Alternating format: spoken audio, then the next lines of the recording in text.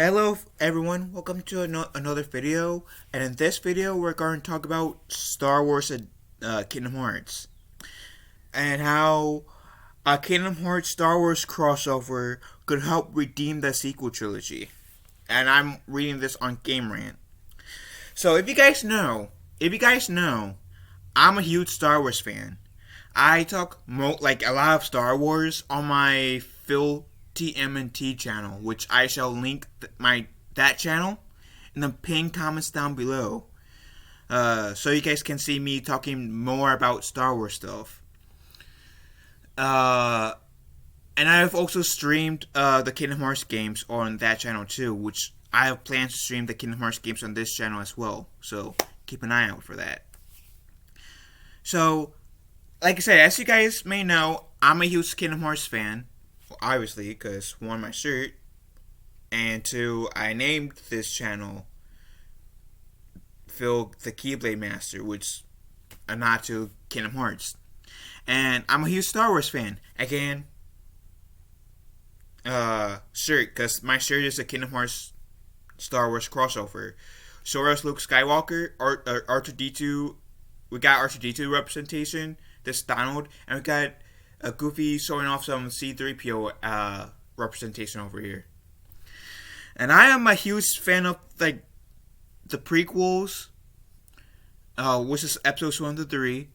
I'm a huge fan of the original trilogy, which is episodes 4 through 6. And my favorite Star Wars movie to come out of Disney's Star Wars is Rogue One. And so, but I'm not a huge fan of like Solo, even though it's a fun movie to watch. I'm not a big fan of Solo, and I do strongly believe that the sequel trilogy of Star Wars is the weakest trilogy between the three trilogies that we got. I've watched all three movies in theaters opening day 2, and even though I was excited, like I'm still excited that I got to see a Star Wars trilogy in theaters. The sequel trilogy is a hot mess, and like I said, I'm not really a big fan of the sequel trilogy, like I am to like prequels, the Clone Wars movie and cartoon, and the original trilogy, and Rogue One. And Rogue One was made under the Disney umbrella for Star Wars, so. And so it was like this last season of Star Wars: The Clone Wars. So, and there's like a lot of people that says, "Oh, the sequel trilogy fucked up Star Wars" and stuff like that. So, here's what Game Rant says: a Kingdom Hearts Star Wars crossover could help redeem the sequel trilogy. The Star Wars sequel trilogy is messy, which I agree with, but Kingdom Hearts could help fans focus in on some of its more interesting themes with a future world. Before I continue, I do like to highlight, I like the scene in The Force Awakens when Rey touched the lightsaber, because that was awesome. I do think The Force Awakens gave us much hope in terms of like future storytelling. I do like the Yoda scene in Last Jedi. I do like the first lesson Luke taught Rey in the Last Jedi. I do like the Luke scene in The Rise of the Skywalker. And I do like how Lando was giving Poe hope after like he found out Leia died, and how he said, "I don't know how you can do it," and Lando said, "Who's really ready? We weren't ready when we fought against the Empire in the last war, but we managed to do it. We managed to pull ourselves together. Guess we had each other. That's how we will win." I did like that part.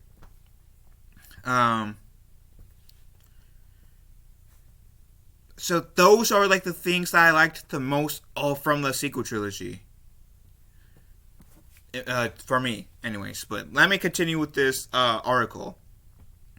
The Star Wars sequel trilogy comprised of Episode 7, The Force Awakens, excuse me, Episode 8, The Last Jedi, and Episode 9, Rise of Skywalker, which I like to call Episode 9, Rise of Palpatine, because Rise of Palpatine, and she technically stole Luke's and Leia's last name at the end of the movie. If you guys seen the movie, you guys will know what I'm talking about.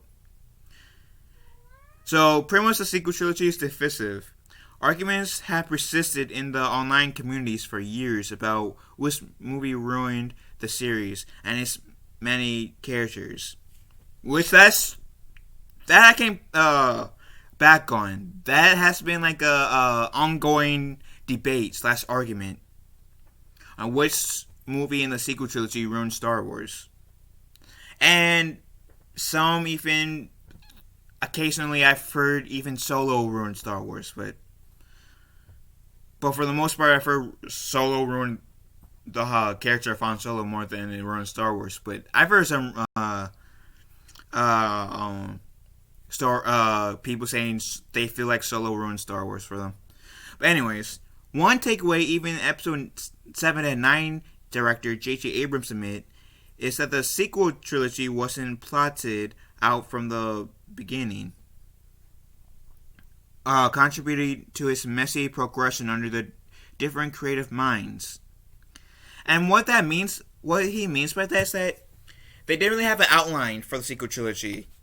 J.J. Abrams did The Force Awakens. Then Rian Johnson, which between the three movies has the biggest backlash, I feel like, kind of like said, yeah, we're going to retcon some stuff just to tell a story I want to make, and I don't care if it pisses off the fans. If there's any fans that are pissed off, we're going to bash those fans, which is stupid. And then J.J. Abrams, like when he did Episode 9, had to like fix some of the damages that Rian Johnson did to this trilogy, plus still try and tell a story, which to me, Episode 9 was so was Episode 8. Episode 7, being The Force Awakens, was the best out of the three, in my opinion. If you guys feel otherwise, I will totally respect that, because this channel respects different opinions. We don't always have to agree. As long as we respect our differences, I don't care if you guys disagree with me or not. This channel respects different differences. And if you guys bash each other over differences, you guys are gonna get banned from my channel. Just respect each other. If you guys don't agree on stuff, it's okay to disagree. But I'll keep going. Still, many think there's potential in the mind to be mined from this trilogy carried the universe forward. And that's something Square Enix's Kingdom Hearts franchise could capitalize on. Which, even when I was streaming the Kingdom Hearts games on my Phil TMNT channel, which I will link in the pinned comments down below, I said that I think it was in my Kingdom Hearts 3 stream on my channel, on my Phil TMNT channel, that I would love to have a Star Wars Kingdom Hearts crossover. But I'll get into more of that after I read this, because I'm taking too many breaks reading this. It says Kingdom Hearts is a strange beast in its own right. Primarily a series of action RPG that blends Disney film I don't know why I can't pronounce it right. Filmography with the anime-like characters and aesthetic of modern Final Fantasy games. Despite Kingdom Hearts boasting a convoluted timeline thanks to a number of spin-off games, what helps it succeed is an earnest examination of themes about identity, good versus evil are more than often cleverly weaves in original Disney properties. While the series has largely played with Disney and Pixar animated movies, they only started to really dive into Pixar movies in like Kingdom Hearts 3 because before that it was really just Disney movies, not Pixar. And sorry if you hear a cat, my cat is playing and he moans a lot when he plays. So yeah, it's so yeah, Pixar technically made its first appearance in the Kingdom Hearts universe in Kingdom Hearts 3, which Kingdom Hearts 3 came out in 2019, I believe, if I remember correctly. Correct me if I'm wrong, if in the chat if I'm wrong. It also had dabbled in friends visiting Sora and his friends visiting Pirates of the Caribbean in the live action, which that's true. Pirates of the Caribbean is this first live action Disney debut, and that was all the way in Kingdom Hearts 2. Thus, it would not be surprising to find future games including worlds based on universes under the Disney umbrella like Star Wars or Marvel. If Sora does visit the galaxy far, far away, it's likely Disney would prefer he find the universe established after it bought Lucasfilm in 2012. And there are ways he could help smooth out the sequel trilogy's rougher edges. Star Wars is perfect for Kingdom Hearts because each generation of movies released since 1977's Episode 4 A New Hope, which A New Hope is the very first Star Wars movie that was ever made, even though at the moment The Phantom Menace is the if you want to watch the Star Wars movies in chronological order, you want to start with The Phantom Menace because that's the first Star Wars movie in its timeline. But yeah, technically Episode 4 A New Hope is the very first Star Wars movie to be ever made. And it was, like, I've heard it was originally going to be a standalone movie, but with that much love, it became a trilogy. And later on, went back for the prequels to make it a saga. And then when Disney bought it, three more movies plus, like, another trilogy plus 2 spin-off movies. So, yeah. So, since 1977's Episode 4, A New Hope, served as a meditation on darkness, light, and gray areas in between. Sora could partner with Luke Skywalker, which I would really love, because Luke Skywalker is my favorite Jedi, Anakin Skywalker, or Rey, and likely end up with a similar conflicts against forces trying to turn those heroes into their dark impulses. Given the aforementioned interests of Disney, as well as Rey's more specific arc in finding an identity after being abandoned, it's likely she would have the most potential as an ally for Sora. Well, I gotta say, before I continue with this, Luke had a somewhat of an identity thing, because he didn't know who his parents were. Like, when we meet him in Empire Strikes Back, A New Hope, he knew of, like, Anakin Skywalker, but he didn't know, like, that he was a Jedi before Obi-Wan Kenobi told him. He didn't know that his father really turned to the dark side to become Darth Vader until Episode 5, New Hope, Empire Strikes Back. He didn't know that his mother was a senator. I assume he found out between Return of the Jedi and The Force Awakens. But he didn't know who his father was. He didn't know who his mother was. He didn't even know that he had a sister. Who was, for those of you who doesn't know, was Princess Leia. So Luke had an identity crisis a bit. Like, because he didn't really know who he was. The only, like, family he knew, it was his aunt and uncle. Aunt Beru and Uncle Owen. And even Anakin has some identity crisis, because He had no father. He was still like in the prequels, still trying to find himself, and you can see that. So, and he dealt with like the inner darkness about. So,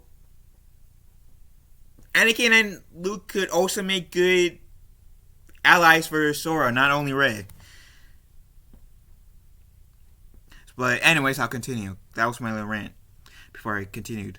Sora's Disney champions in the past have featured similar struggles, such as Beast was in Kingdom Hearts 1, Chain of Memories, Kingdom Hearts 2.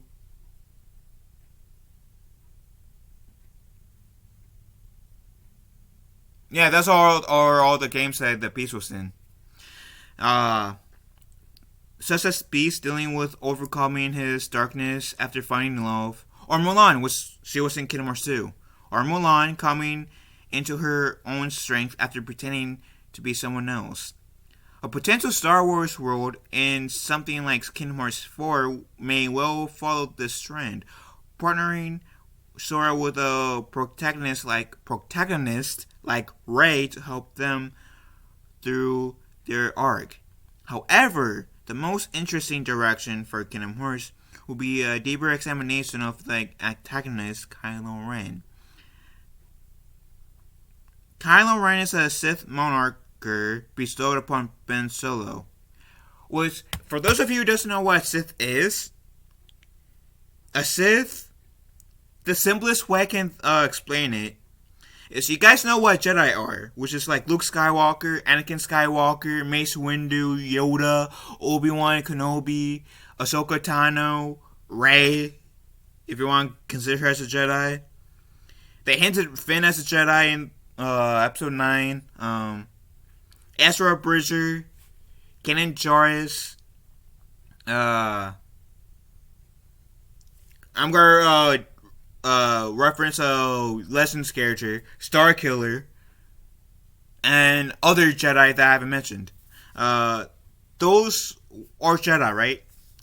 Well, the Sith are pretty much evil Jedi, which is like the Emperor, Count Dooku. Count Dooku was a Jedi as well, but he turned to the dark side to become a Sith.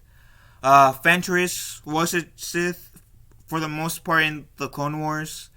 I think I might have said Darth Vader, but Darth Vader. Darth Revan, Darth Bane. Kylo Ren wasn't really a Sith. He was more like a dark side user. He was more associated with the Knights of Ren than he was really a Sith per se, if that makes sense. The only dealings that he had with a Sith was in Rise of Skywalker, when he had interactions with Palpatine, which you can say that he had interactions with Palpatine throughout the trilogy, but really had an interaction with Palpatine in because Snoke was a clone and Palpatine was controlling Snoke, but I'm talking like about really like face to face interactions with Palpatine. Was in Episode 9. So, anyways, yeah, Kylo Ren is, even though he's a dark side wielder, like he uses the Force for dark, like evil purposes. It's not really technically a Sith, but anyways. And Ben Solo is his actual name. Ben Solo, son of the original trilogy characters Han Solo and Leia Organa being Luke Skywalker's sister, by the corrupting influence of the First Order Supreme Leader Snoke, who was found out to be a clone. The Force Awakens examines his struggle between the light side of the family with Leia and Luke, as well as the dark side with Vader, as he emulates Darth Vader as a means of portraying strength. The Last Jedi posits the Luke's failure to respond to these struggles in a healthy way led Kylo down his dark path, and he becomes so foregone the Rise of Skywalker has him briefly team up with Emperor Palpatine. The seeming root of all evil in Star Wars filmography. Which, yeah, regardless of how I feel about Emperor Palpatine being brought back in the sequel trilogy, in Episode 9, I mean, yeah, he is the Emperor's the big bad in the Star Wars, in the Skywalker saga. The sequel trilogy gives Kylo Ren a redemption at the end, which he dies like right after. Which I wish they kept him alive just to see, so we can see Ben Solo actually trying to redeem himself in like the Resistance side, or the Galaxy side, I should say. But anyways, the sequel trilogy gives Kylo Ren a redemption at the end, but it's fairly rushed and drew controversy for a number of reasons, including the decision to make this come alongside a short-lived romance with Rey. The whole romance with Rey felt forced, though. It did, in my opinion. And I know I'm not the only one who feels that way. If Kingdom Hearts were to dive into the movies, it would do better to stick with episode 7 or 8, so it could really play with the antagonist struggle. Having dealt with the pull to darkness himself, Sora could act as another good angel alongside Rey, whereas some evil character could pull Kylo closer to darkness along Snoke. Kingdom Hearts 3 did something similar with Organization 13, Larxene meddling in the plot of Frozen, like the let it go, Frozen, by trying to sway Elsa closer to her fears and potential darkness. If nothing else, it would be fun to watch Sora in a video game, pretty much video game version of Adam Driver, who played Kylo Ren, yell at one another about the merits of darkness and light. His aggressive broadsword fighting style would the tri-blade lightsaber would also stand out, where Kylo would be an ally or boss. Ultimately, delving into the theme without the back and forth plot theme without the ultimately delving into this theme without the back and forth plotting that comes with the trilogy helmed by different creative minds could help redeem the Disney Star Wars films in a sense, giving its characters the proper chance to shine. And that's the end of the article. It was written by Game Rant. So if you guys want to see this article for yourselves, it's by Game Rant. So you guys can see. So how do I feel about this article? Do I agree with it? I mean, in a sense, Kingdom Hearts could make the sequel trilogy more bearable. I can see where they're trying to get at. But I don't like. Yeah, I think Star Wars and Kingdom Hearts would make well getting matched together. I truly think they will complement each other really well if they ever had a crossover. But I think what will happen, what needs to happen in order for the sequel trilogy to be redeemed is either they redo the sequel trilogy, remaster, or just redo the sequel trilogy altogether, make new characters, maybe have between the events of episode 6 and episode 7, have it say, yeah, unfortunately Leia is no longer with us, she died in battle or something. If you guys want to go, if they want to go about the most respective way to honor Carrie Fisher's memory, or they could animate it so that way they can still have uh, Leia. Just have someone sounding like Carrie Fisher. But anyways, pretty much redo the sequel trilogy, or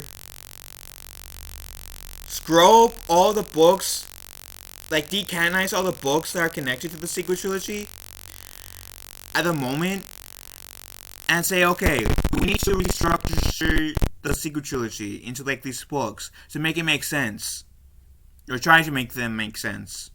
Because the books, I've not read the books, but I have like friends that are like have read the books, and they said that the books doesn't really help the sequel trilogy, especially Rise of Skywalker, to make sense whatsoever, really. And or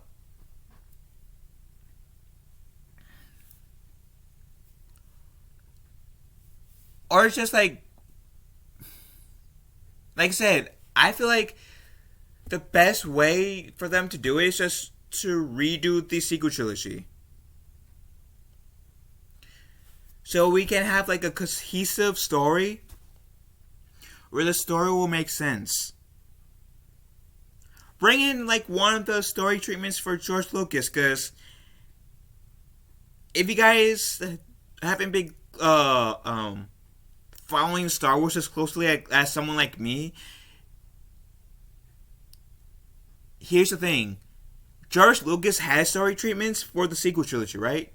And he did send it to Disney Lucasfilm. But they pretty much said, yeah, no, fuck you. We're not going to do this sequel trilogy outline. We're going to do our own. And the interviews where Kathleen Kennedy and I think J.J. Abrams said, oh, if only George Lucas was here. Pretty much saying that, acting like if he was dead, which he wasn't, he still is alive today. So at any time they could have said, oh yeah, we need to ask George on how he thinks we're doing things in here.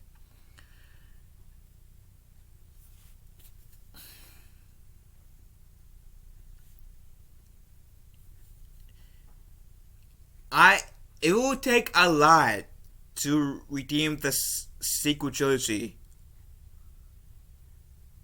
And one way I can see them also helping smooth things over with fans who are still extremely pissed off with how they took the sequel trilogy is to stop bashing fans who has any criticism towards the sequel trilogy. Stop calling them a ist or a phobe, like you're a racist, or you're like some sort of word that is bashing to fans that ends with phobe. Accept the criticism. Accept the criticism. Stop bashing fans. And that would be one way, good way. It won't like make the sequel trilogy any better, but it will make like the fans that are still extremely mad at the sequel trilogy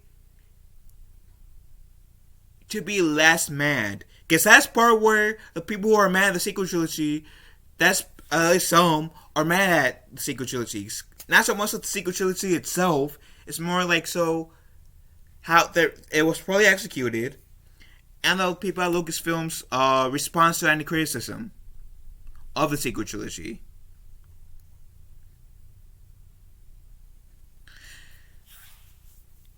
And here's the thing: it's okay to mess up in life.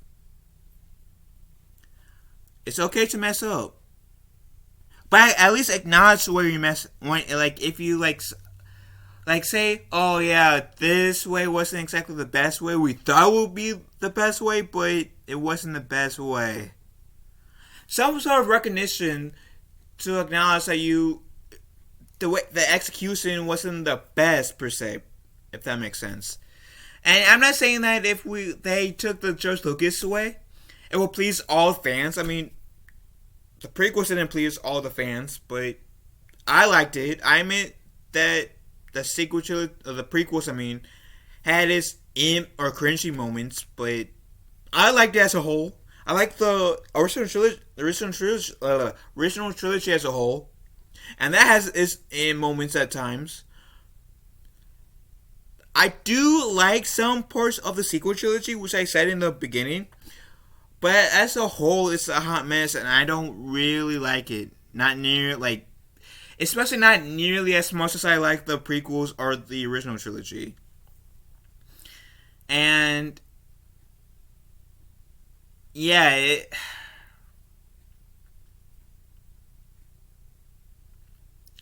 so yeah, pretty much my point is, if they stop bashing fans who criticize the movie, acknowledge that, yeah, at least some of their choices, at least at the very least, some of their choices wasn't the best.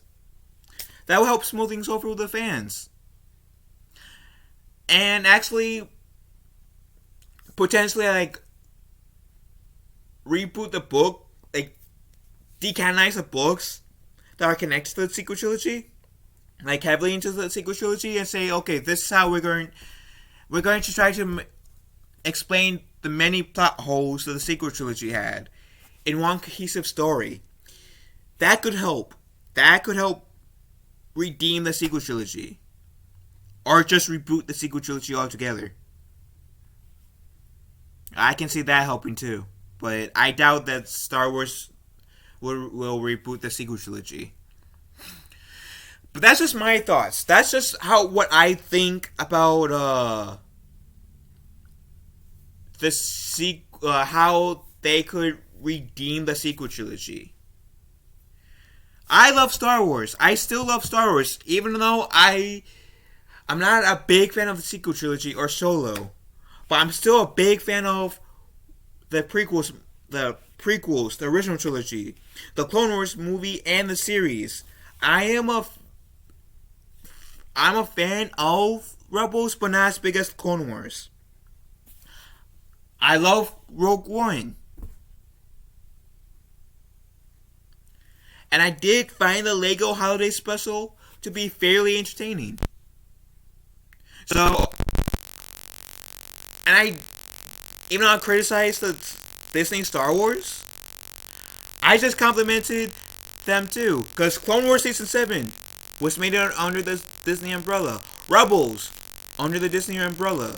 Rogue One, under the Disney umbrella. Force Awakens, which I think is the best one out of the sequel trilogy, under the Disney umbrella. So I don't mind complimenting Disney Star Wars on the things I think they did pretty well on, or at least good enough on. But yeah, as long as the first step, in my opinion, is stop bashing fans and admit that some of the execution they decided to go with, was not the best. That's the first step in redeeming the sequel trilogy, in my opinion. If it's possible, I mean. But with that said, I'm going to end the stream here. Love you guys. Hope you had a wonderful day. I hope you guys enjoyed this video. And I thank you so much if you guys had watched this video all the way through. You guys mean a lot to me. I love you guys. Hope you have a nice day. And please, if let me know what you guys think about this oracle and what is your take on this. And what do you guys think about the sequel trilogy? Do you guys think that Kingdom Hearts could redeem or help redeem the sequel trilogy? Let me know in the comment section down below. Again, I think it could in its own right. In the Kingdom Hearts universe, the sequel trilogy could be better than the actual sequel trilogy. But like I said, Lucasfilms needs to do some work to actually redeem the sequel trilogy, in my opinion. But with that said, I'll catch you guys later. Love you guys. Thank you so much for watching this video. Be kind to one another. And I'll catch you guys in the next video or live stream. Later, taters.